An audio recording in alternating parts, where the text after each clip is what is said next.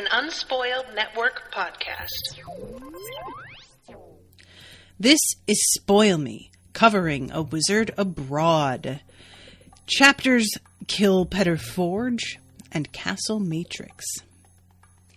In these chapters, we finally meet the power that bees, and she is not super eager to help, and I'm judging her a little bit for that. Welcome to Spoil Me.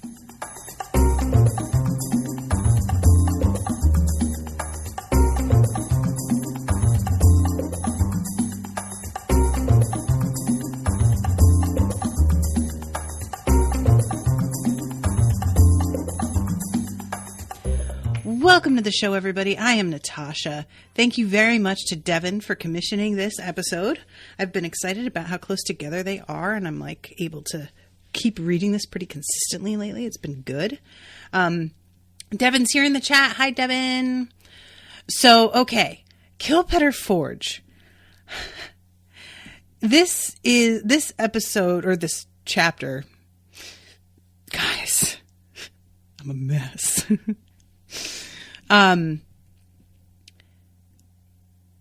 Kit is explaining to Nita's aunt about the sword and about everything that they were told. I can sense that Aunt Annie is kind of like, I really wish I was there because I'm sure that they gave you a hint and that you just didn't hear it. But at least there's three of them who were there, and they can all say pretty decisively that is not so. They don't think they missed anything. They were just, this was the help that they offered, and that was it. So she has done the warding, and she explains, there's something I thought that was kind of fun. When you're in the back of the house, watch out for the office door. I had to draw the spell pattern partway up the inside of it to miss the rug in there. And if you open the door, it'll break the circuit. Just reach in through the door if you need something. I really, really like the fact that there is the detail in the way that she set the author is who I mean when I say she. The detail with which the author thinks through how a spell like this would work and is talking about the rug interfering with it. I just think this is so cool. And it's the kind of thing that makes everything just feel a little bit more real, because it's the sort of detail that I wouldn't even think of. And I am pretty detail oriented. So at this point, Nita tries to ask where Biddy lives, the farrier. And her aunt is sort of, she doesn't zero in on it too much. She does think it's kind of an odd question. But Kit says that it's just about wanting to know about her forge and wanting to talk to her about that, which she seems to believe. I'm not entirely sure why they're trying to keep their theory secret here, but I do kind of because they wind up, coming and telling everybody who she is pretty shortly after. I guess maybe it was because they didn't want to get everyone's hopes up, maybe, and be like, yeah, she's gonna be the answer to all of our problems. And then she's like, no, I'm not helping. That's not how this is gonna go. Nita is sitting at the table after being told where this woman lives and says, is that the oven timer? She senses this buzzing, and Kit notices that the sword is vibrating, and it sounds like feedback is the way that Nita expresses this. A faint beep beep sound came from outside. The sword's hum got louder, and Nita thought more threatening. Oh my gosh, her aunt said. It's Doris and Johnny, and they've got the cup. Neat, let's go see. No, we don't have the place prepared to have two of the treasures here at once. Put two of these things together without adequate preparation, and you're going to get something that makes atomic critical mass look like a wet firecracker. I can't leave now. Kit, quick, take it and get out of here, more than 50 miles. So he goes to the moon. Guys, I know that they're perfectly safe. Okay, I get it. They have magic, and they've done this so many times. But can we talk about the fact that his default is to go to the moon? What about, I don't know, Central Park? Someplace ordinary that's still 50 miles away or more. The moon? Come on. But that's just kind of like their clubhouse now. So he bounces out of there just as Johnny is coming in and pulling the sliding door open. The something shone through the pillowcase as if it were on fire, a still, cool, changeless fire that nonetheless rippled and wavered on everything it touched like the sun looked at from underwater. So Nita and Ronan are watching them all come in. And Nita is just really sort of intimidated a little bit by the way that this, like, object is behaving, and also having so many of the, like, wizards together and having them all, like, be in on everything. And Ronan is laughing and saying, "You don't do things like this at home, do you?" To which Nita's like, "No, I mean, I know you don't really do this much either, though." And then Ronan asks where exactly Kit went, and she says the moon. And then she kind of gets the chance to be like, "You're not used to doing things like this, huh?" Because for him, the moon is just, he has never been. And she kind of is like, "Why not?" And then immediately realizes that all of the overlays around here make it so that he can't do magic like that. And it's a bit of a shame. He says something about what must it be like to live somewhere that you can just do all of the wizardries that you know about. Which she responds with, "Well, it can get you into a lot of trouble, but I'm very much on Ronan's side here. Like, I would definitely, regardless of the trouble you can get into, you clearly can get into trouble with the fucking overlays as well. So I would at least like to have the freedom to be able to experiment a little bit and do something, you know?" So they head down the hall and they see this chalice. And it is just full of this light that is so powerful that the metal of the cup almost looks like glass because the light comes through it that easily. Nita looked at her hands and saw through them as if they were a sketch held up to sunlight, an incomplete and smudgy sketch, possibly in need of revision. And there's this moment where she's looking at Ronan, and he has this look on his face. And it says, like that of someone struggling with a memory, and oddly not trying to remember, but to forget. And this winds up coming up again later, and I don't know what to make of it. Is the implication here, because when she says that the feeling she's getting when she kisses him is like peach, and that feeling of being a power that is Ronan one? And he has, like, forgotten? Or is... It feels like it's a separate thing from him, though. I don't know. He says, "Let's get together sometime soon. I need to talk." And she's like, okay, but she's sort of afraid of what it is that he's going to say. So Nita gives Johnny the message, and Johnny from the Queen, and he says, "The Queen is asking whether there's any hope that the world they have chosen to live in will ever come any closer to Time Heart. They love Ireland, make no mistake, but at the same time, they're of the powers, and they long for Time Heart where they were created. But the legends say they must stay in the world they have chosen until the One's champion comes back with his spear and they lose the world of their desire. A while yet, I think." That's an interesting idea.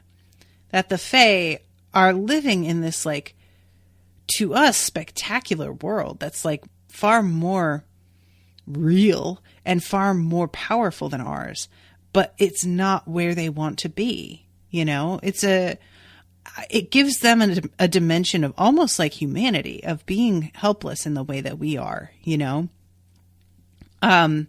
So let's see. If we knew what to do about the spear, we'd be fairly ready. And Nita is a little bit surprised to find out that they were not able to come up with any alternatives. I really like that Doris uses the comparison of like the poor envelopes that they have found.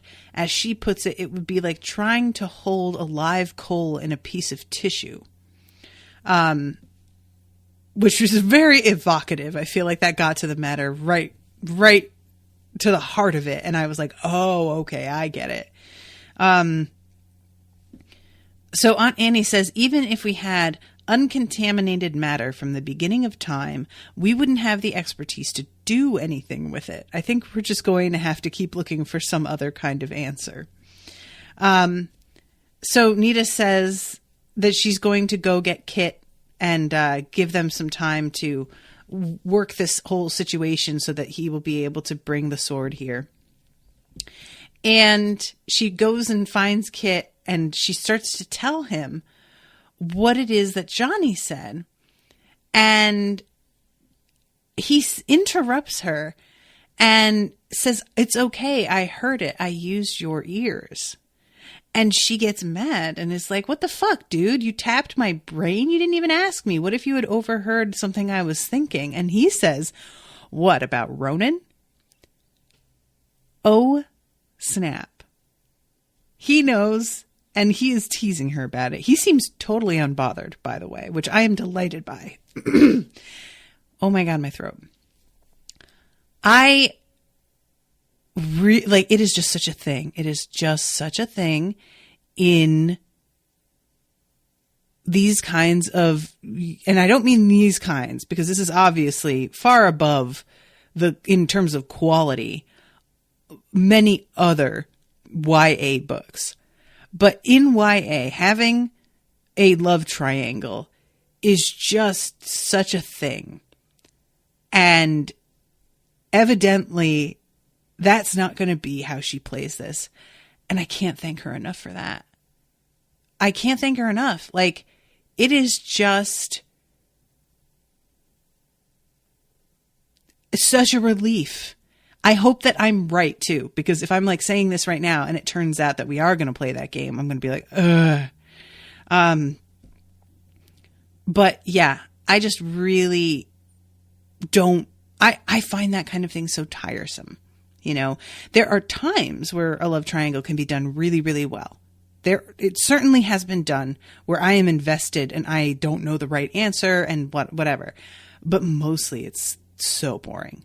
So I'm really glad that we have this moment here of really pretty much straight up admission that Kit knows that she is crushing on Ronan and just does not care at all. He's just like, fine. And Kit finally says, forget it, I'll lay off. Let's go see Biddy.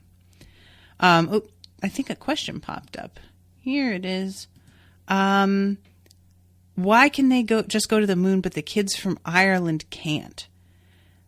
Oh, and then Yama says in the thing, I understand the overlay, but why doesn't that affect them? I believe that that if they were given, I don't think it's that they can't. I think it's more that they are so cautious because of the overlays that they don't experiment. So he could probably right now, but has never actually done it because there has been no need to do something like that. And with Kit and Nita, the need to do something like that doesn't have to exist. For him, it's, well, I don't have to go to the moon, and doing this kind of thing is dangerous, so I'm definitely not trying that. The two of them are like, oh man, we could go to the moon, we should just try that. And they don't have to worry. So I bet if he like decided right now, fuck, I want to try going to the moon, he probably could and it would be fine. But the overlays are not like a ticking time bomb in that they always will go off if you do the magic, because otherwise the fact that they are able to do these like travels in and out the way they had been without caution wouldn't be possible. It's just they have been given permission by Johnny in the meeting to start using teleportation spells that they weren't allowed to use before. Like he had said, we're going to suspend the rules surrounding that. Just use your judgment. So I get the impression it's just been like if there's a need, I'll do it. But mostly people avoid doing the kinds of sort of frivolous magic that Kit and Nita have been doing. And that's at least my impression. Devin says, I think Kit is able to do it easily because he has the spell down to such a shorthand, it's almost second nature. Maybe. I think that's part of the being frivolous in a way for them as well. You know, they're able to do it so often that he can adjust for a lot of things really easily because he does this so frequently. But Johnny says, like, that is a specific thing that he addresses in the big meeting, that the rules for teleportation are suspended. You can do it, but be super duper careful. And apparently in this area, just normally, they just say flat out, no, don't do that shit. But at this time, there's a bit of an emergency and people might need to in order to stop some of the shit that's been going on. So, okay. Okay. Nita pictures the spot in her head and they go to see Biddy. And when they get there, there is a sort of sense of them like sneaking in.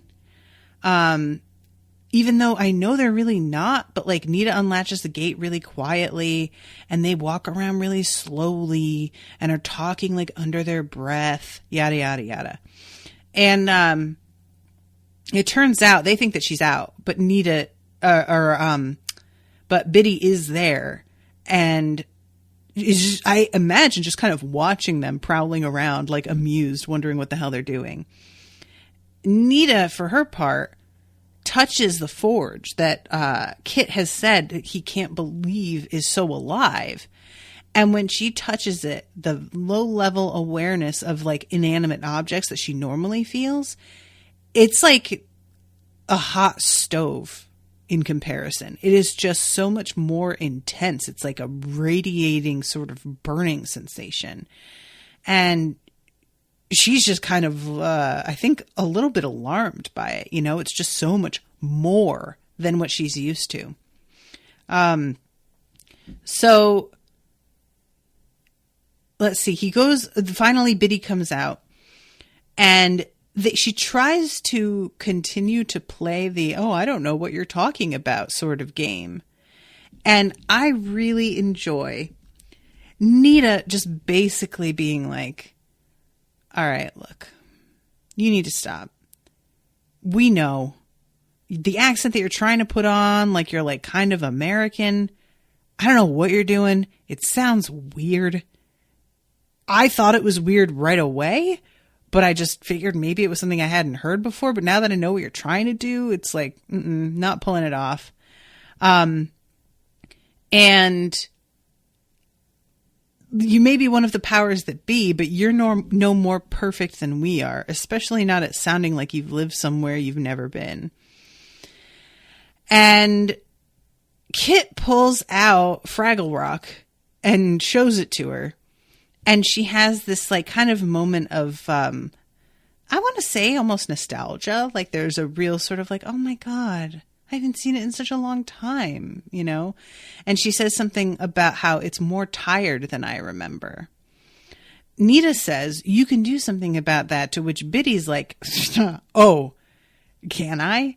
I can just do that according to you. Okay. I don't have the same confidence that you do, apparently. And Kit says, you know, we met a power and it spent 10 years in the shape of a macaw in a cage eating sunflower seeds. And it was still able to do something pretty fucking intense. So maybe just have a little faith in yourself. And Nita asks Biddy how long she's been here. And she says, since the beginning. And there's this like kind of sense with her of wanting to remain separate from everything in a way that like it's like the desire to remain separate has resulted in her having a similarly separated feel of empathy. Because she just doesn't seem to feel the urgency of what it is that they're asking her to do and what's been going on. I don't get a sense of concern from her the way that I want to. And this definitely plays into what Nita said about how, like, just because you're a power that is does not mean you are more perfect than we are. Because she is definitely showing some flaws here about sort of the lack of enthusiasm or even desire to give this a shot. So Biddy says, you know, you really don't understand. When you live in the physical world, you have to do it in a physical body. Those are the rules. And if you're going to spend as long in a mortal form as I have, you give up a lot of your power by necessity. It would burn the body out otherwise, and the brain. Physicality just isn't robust enough to bear our state of being for very long. The memories all ebb away after a while, and why shouldn't they?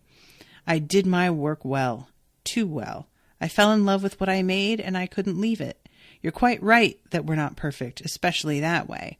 Once I had finished my part in making the place, I didn't want anything more but to be here in peace forever. The One released me to do that, just to be here and be useful in my small way until I'm required to give my power back at the end of things.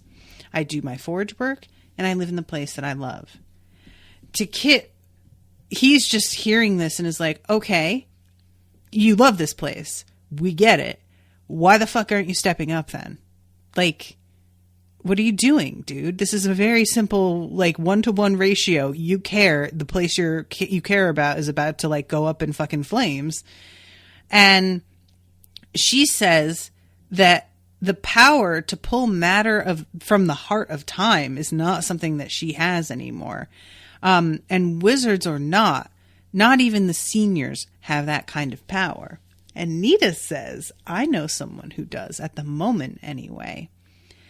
I was really surprised, and I would like a bit more explanation on this that I don't think I'm going to get. I would like to know why Nita has such faith that her sister can do this right away.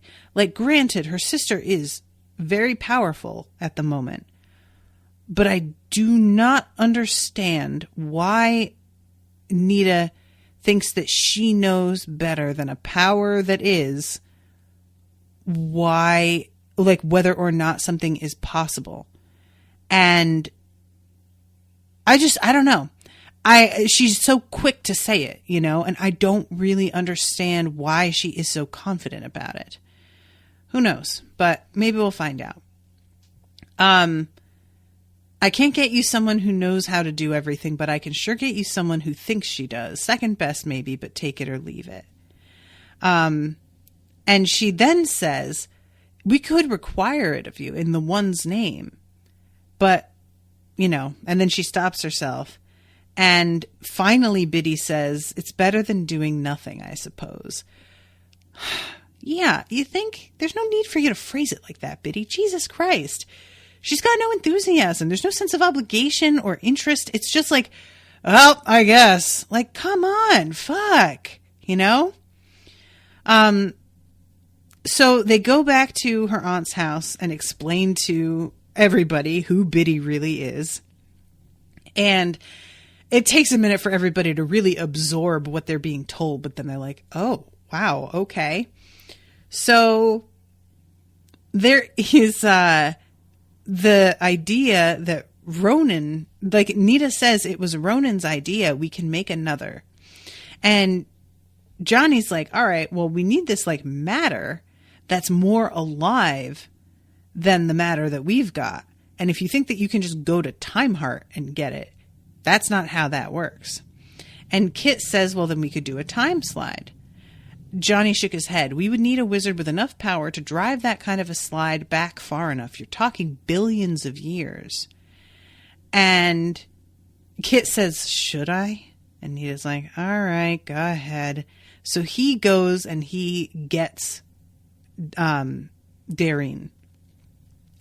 And I love this moment. So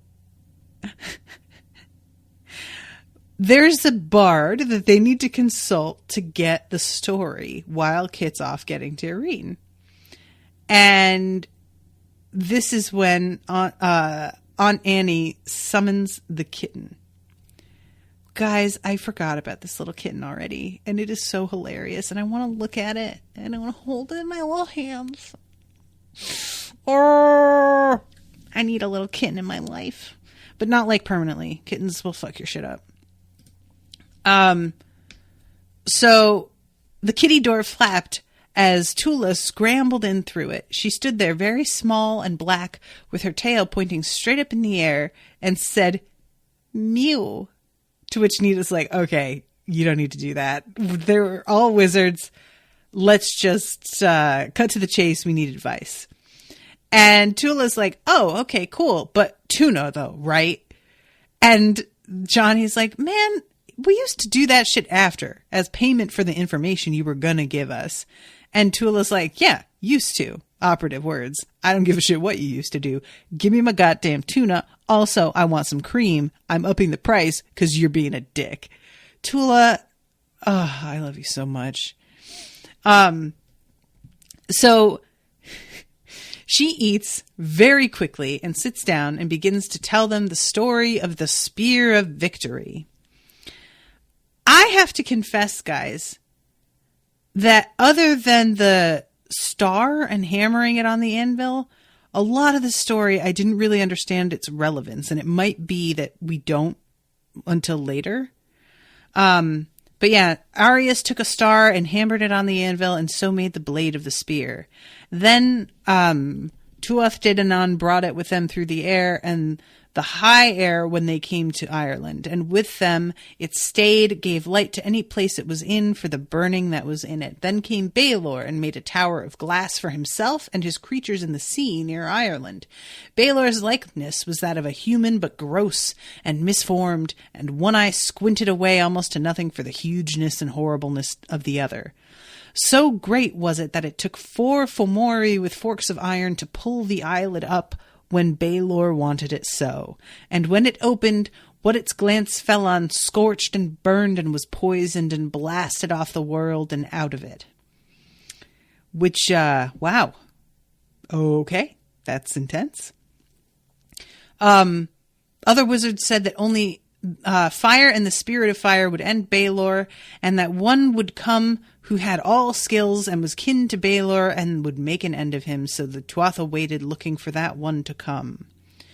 Nuada the king did not know who that one might be, so he gathered to him all the powers that were in Ireland. And one day they were feasting when a young man came to the door and asked to come in. The doorman asked what skill he had. He said he was a warrior and a harper and a storyteller and a champion and a smith and a cupbearer and a doctor and a wizard and a poet. When the powers heard that, they said, "This must be Luch the All-Crafted, our deliverer. Let him in so that we can test his power." They did that, and he was able to do everything. Then they started their plan, and then Luch went off in private for a long time with Govin the smith, took counsel, made a plan, and Luch had the Spear of Victory brought to him. In secret, Luch and Govin labored for 3 years, some say 7, forging the spear anew. Then when they were done, Luch returned to the great wrath of the Tuatha De Danann with the spear, just in time to meet a party of the Fomori that had been sent there by Baelor.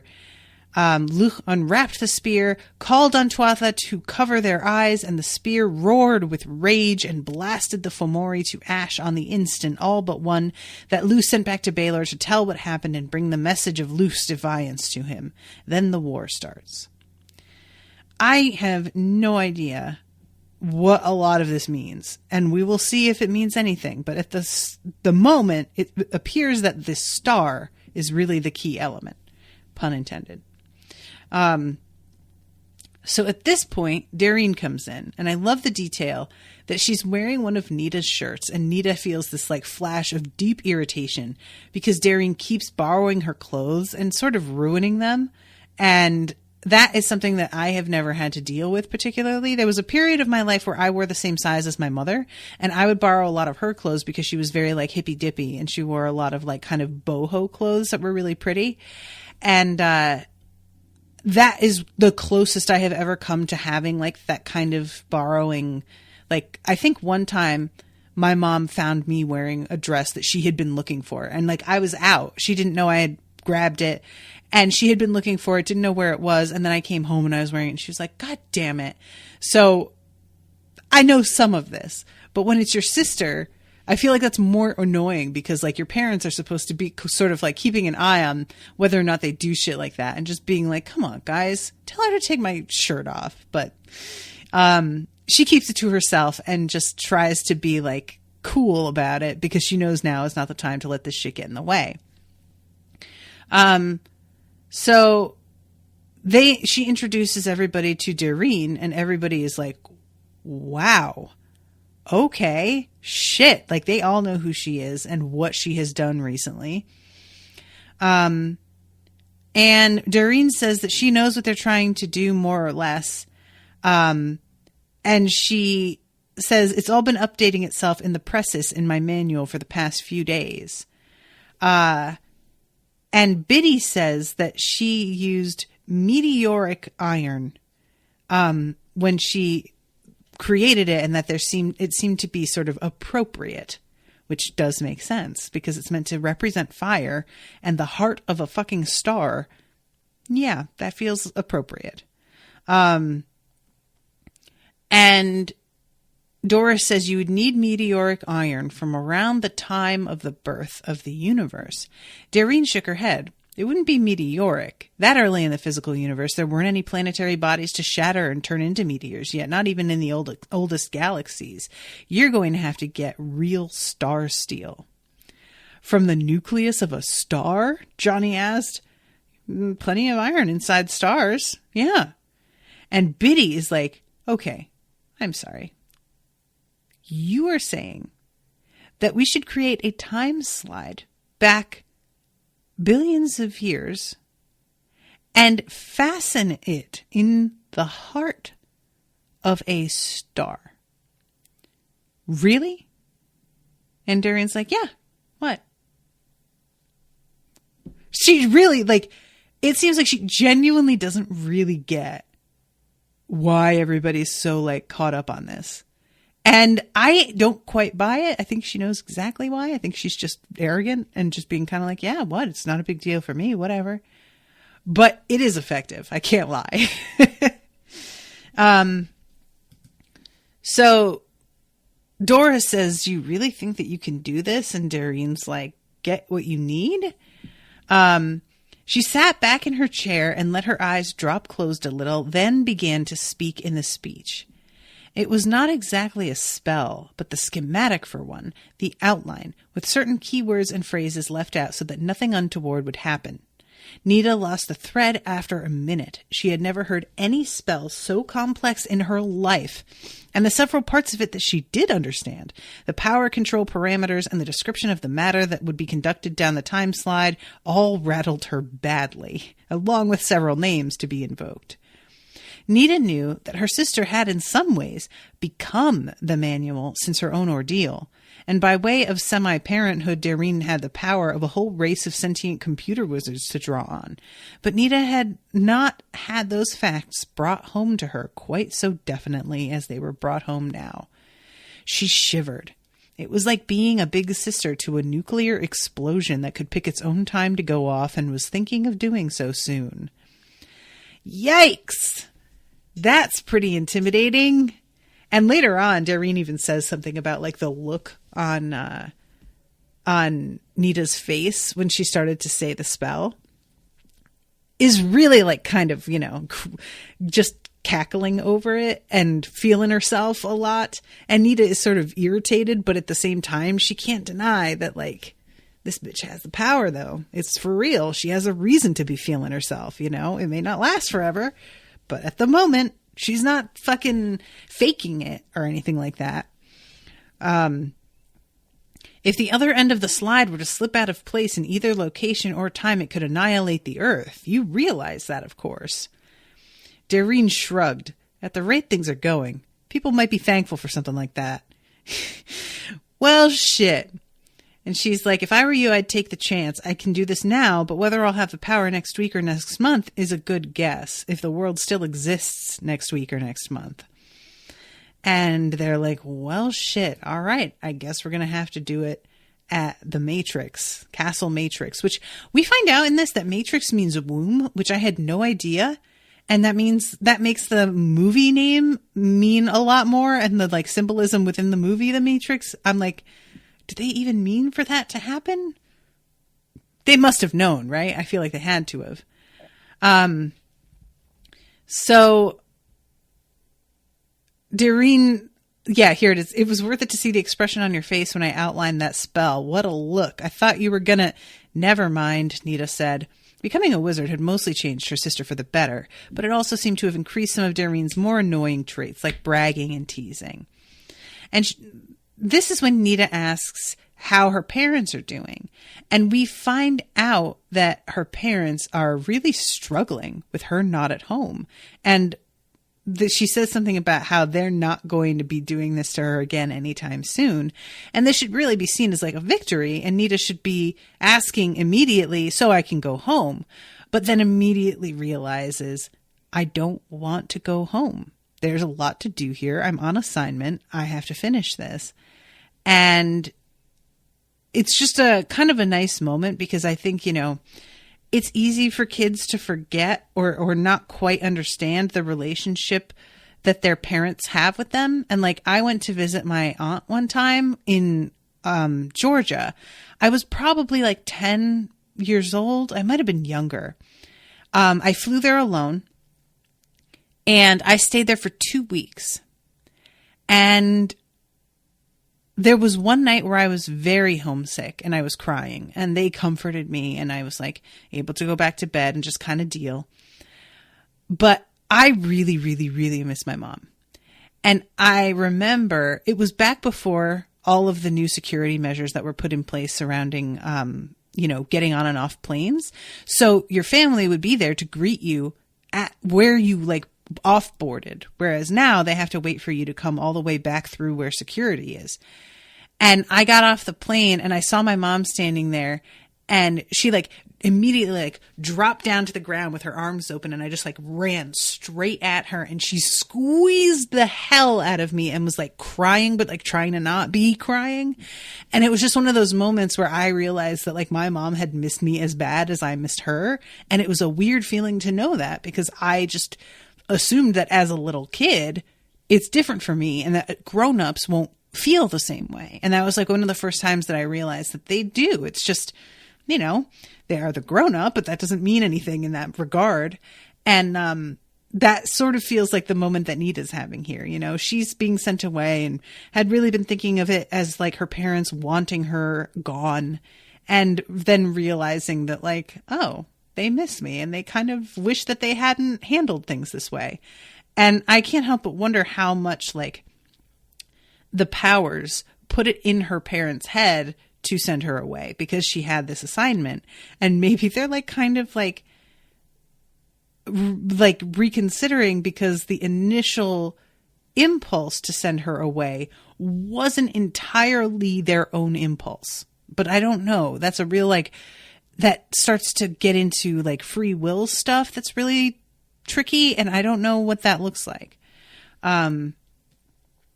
So, let's see.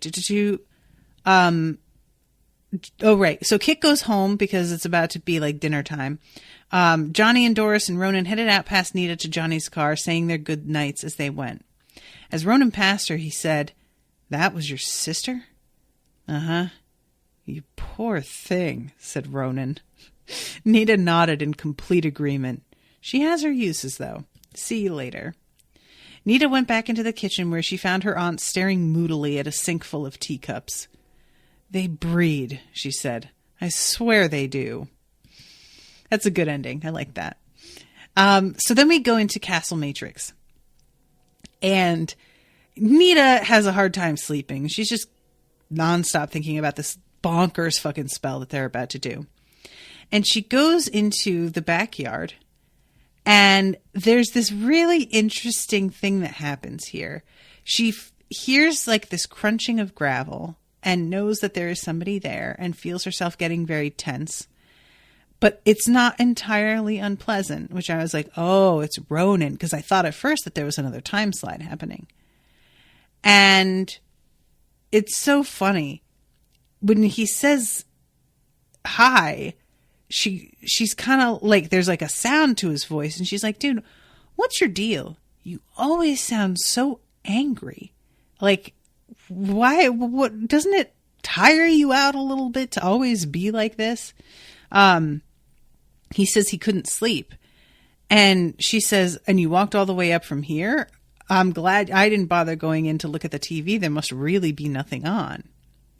This time, she actually felt him getting angry, sensed it rising off him like steam off a hard-ridden horse. Look, she whispered as he opened his mouth, just spare me, okay? Everything somebody says to you, you find a reason to get ticked off about it. It's a wonder anyone even talks to you anymore, except you're so... And then stops, and she was about to say something like, oh, you're so cute, whatever. But she stops herself just in time. And he sort of starts laughing and says, I've always been this way, but lately it's been getting worse, like whatever causes it is getting closer. And they have a conversation about how each of them is very different from anyone else they have ever met. And he does that like you're different from other girls thing, but it doesn't come across the way that kind of thing so often can, because he has a very distinct explanation for what he means when he says that.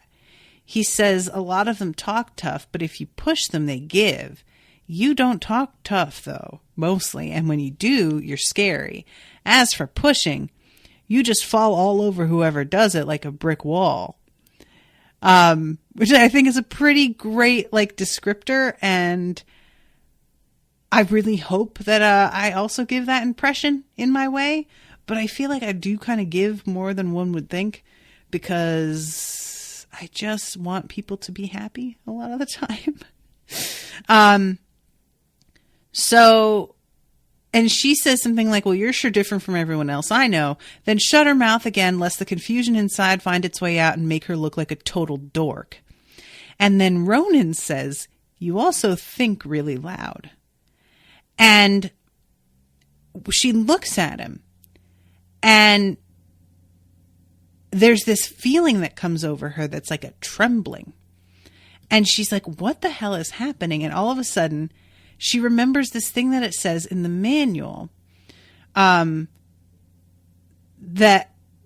knowledge, the direct input from the wizardly database, which was the way the Irish wizards experienced the information. She starts like sensing the truth of what's happening here. Wizards got physical with each other sometimes, just the same as other human beings did, but they experienced it somewhat differently. It had to do with the speech, which had physical components as well as verbal and mental ones. And when two people fluent in the speech were attracted, they were likely to overhear each other's bodies as well as their minds. And she's looking at him, and it's very clear, like, we are going to kiss in a second. And she's thinking, like, do I want to do this? And then she's like, no, I definitely do. And he finally bends over to kiss her. And this is the spot that's so strange. She is sensing this, like, I'm thinking of it as the smell of grass, because it says this odd, fresh scent of his mind, green, and was tempted to laugh.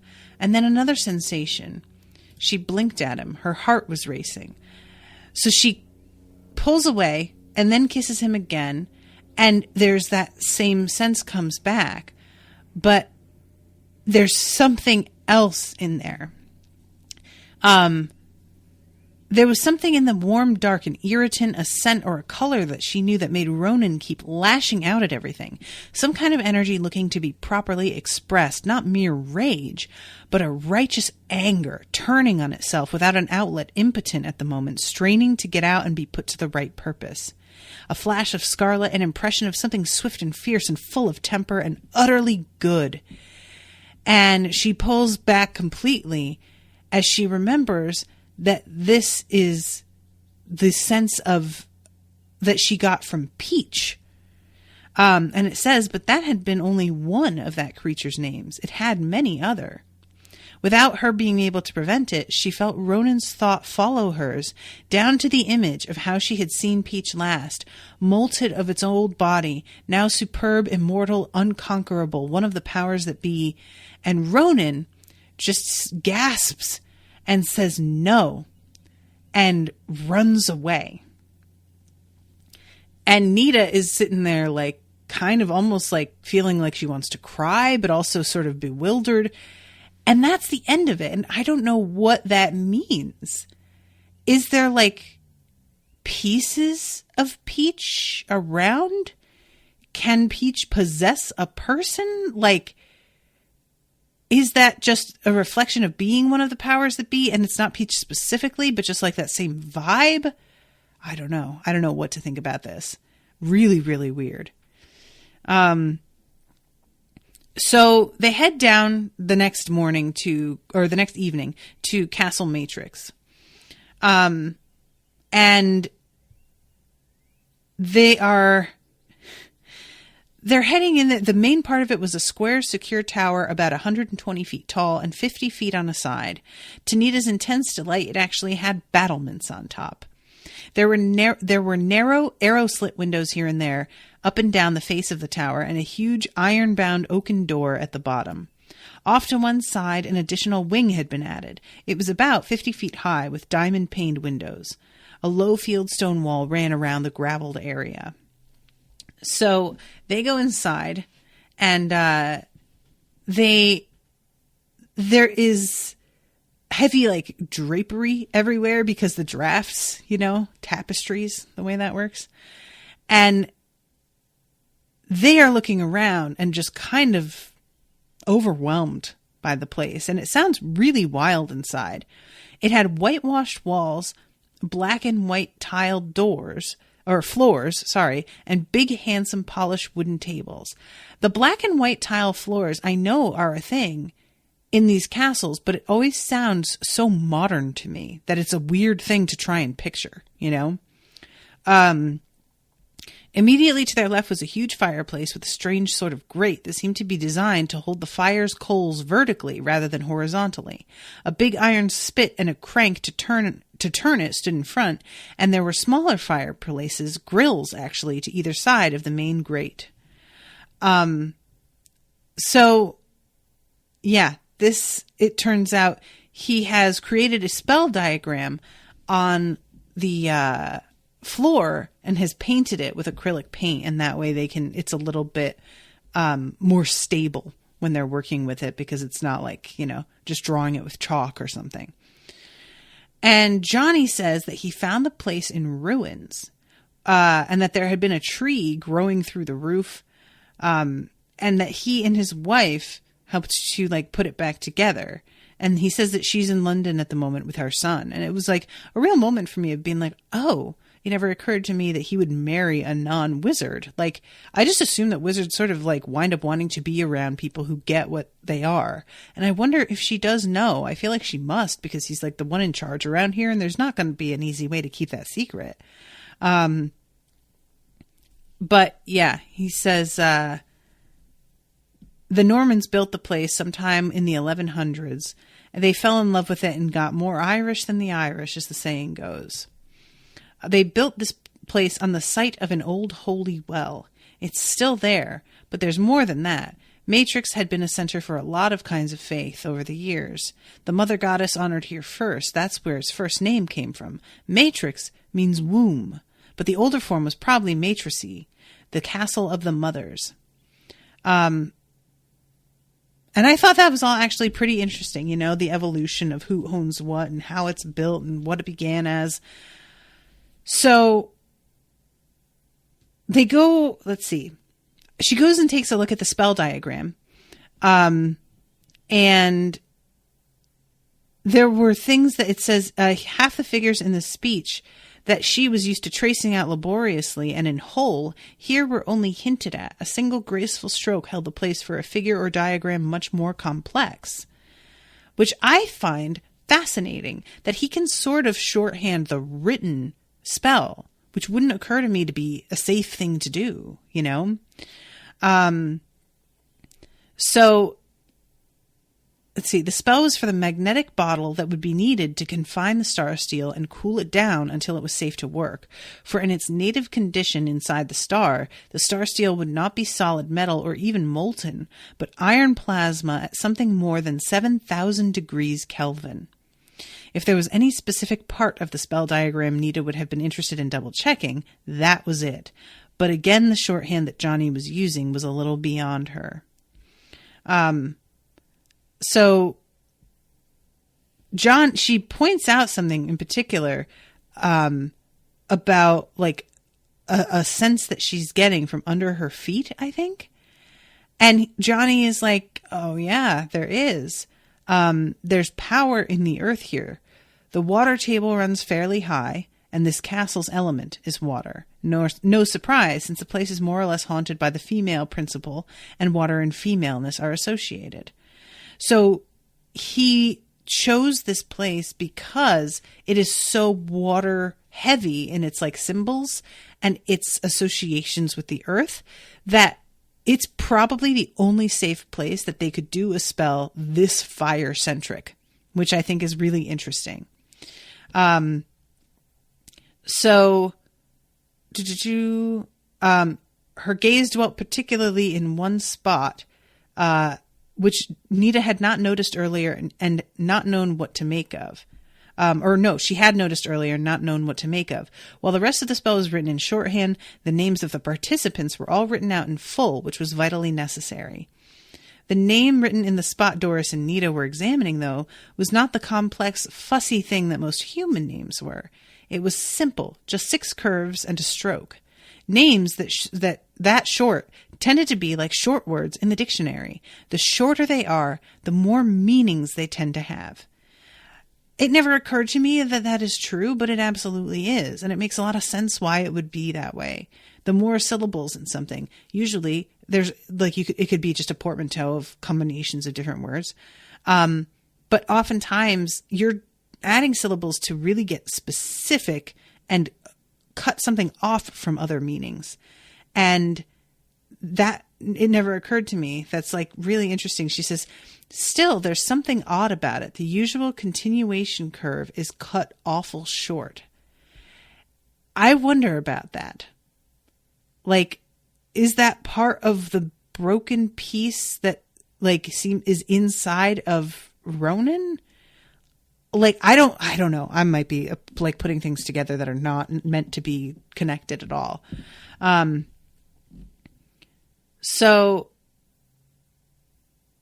Darine comes in finally. And Nita asks if she's picked out a star.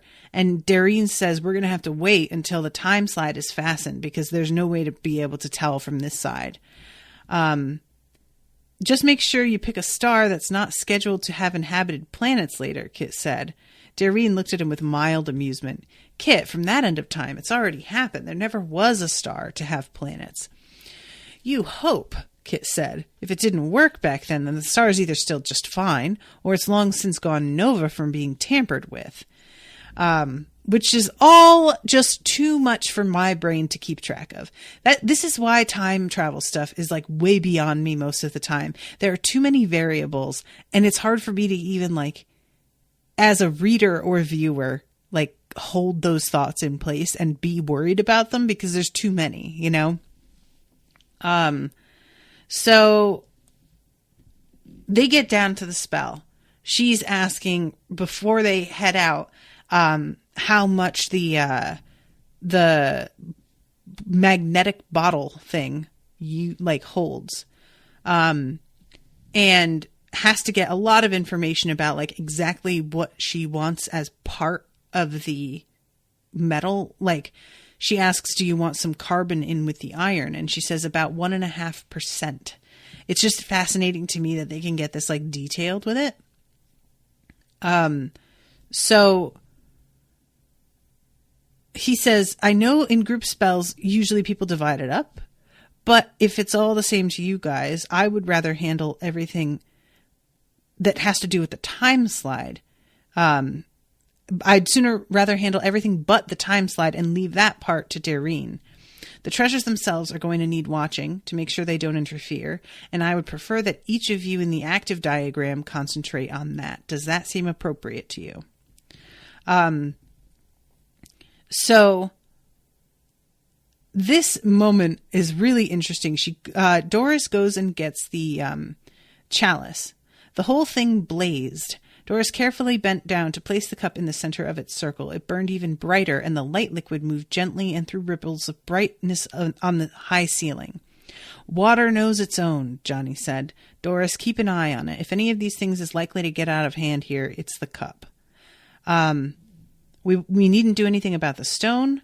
And then Kit brings in Fraggle Rock. Its light was burning low, but a breath of wind stirred the door curtains and banners hanging from the ceiling as he put it in place. So they begin this spell, and the silence that falls when it starts is like definitely a supernatural thing. And it says that Nita's like kind of hair all begins to stand on end in response to it, because this is such a huge spell they're doing. It's just insane. And there is something interesting. The spell was taking. It was always a sure sign when you begin to perceive it as a physical thing rather than just words spoken. And Nita can feel it around her. The darkness was falling outside, but not in the hall where they stood.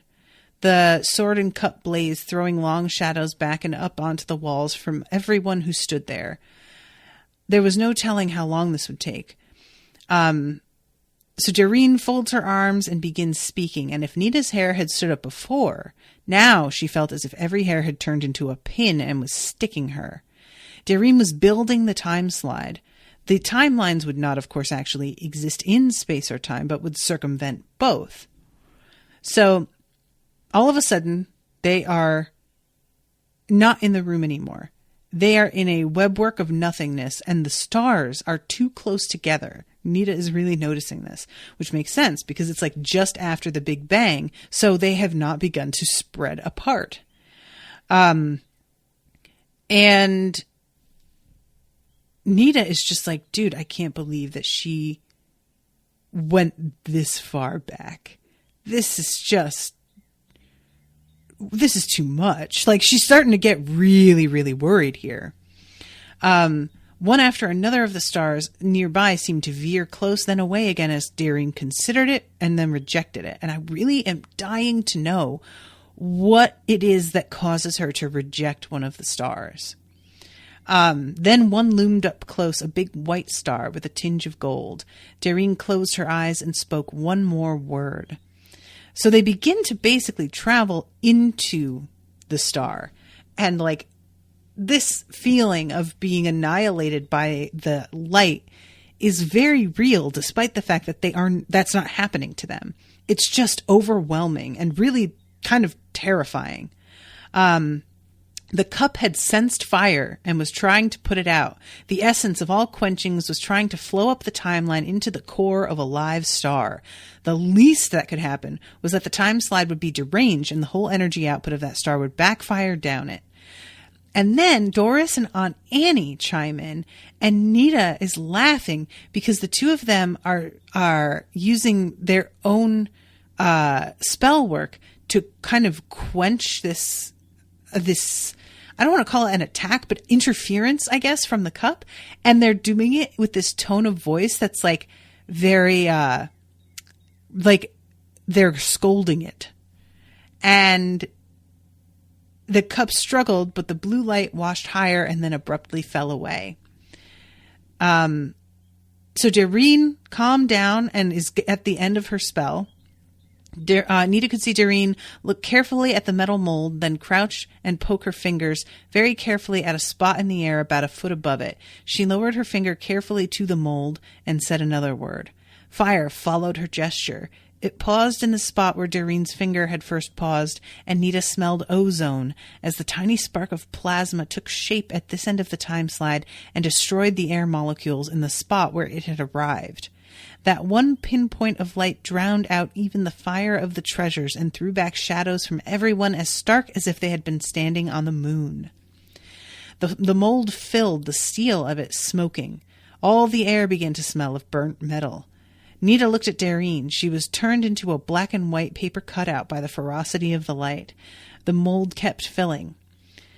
Nita could feel the cup trying to get out of hand again, and Doreen is kind of wobbling and is still totally concentrated and totally like focused and doing what she needs to do, but she's definitely sort of like beginning to get exhausted here.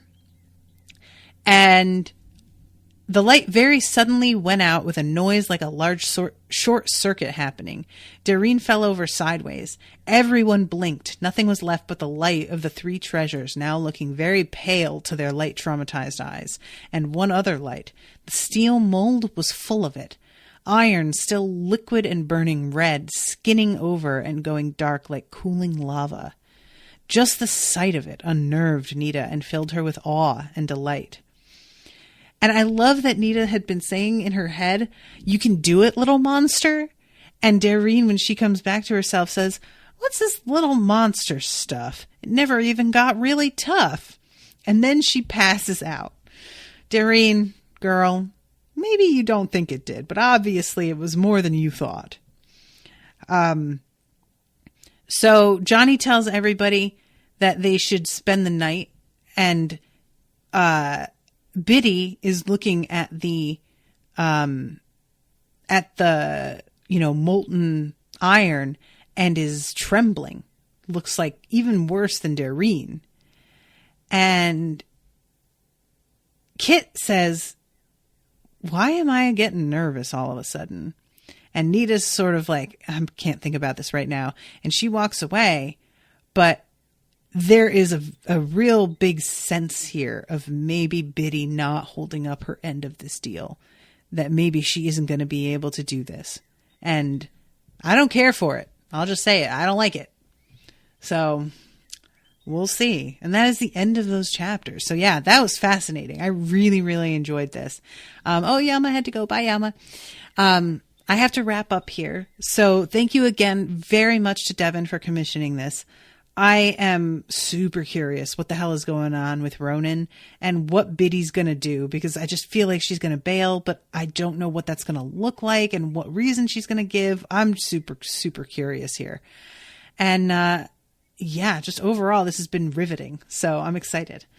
All right, guys, I will be seeing you again soon with a new episode. Until then, toodaloo, motherfuckers.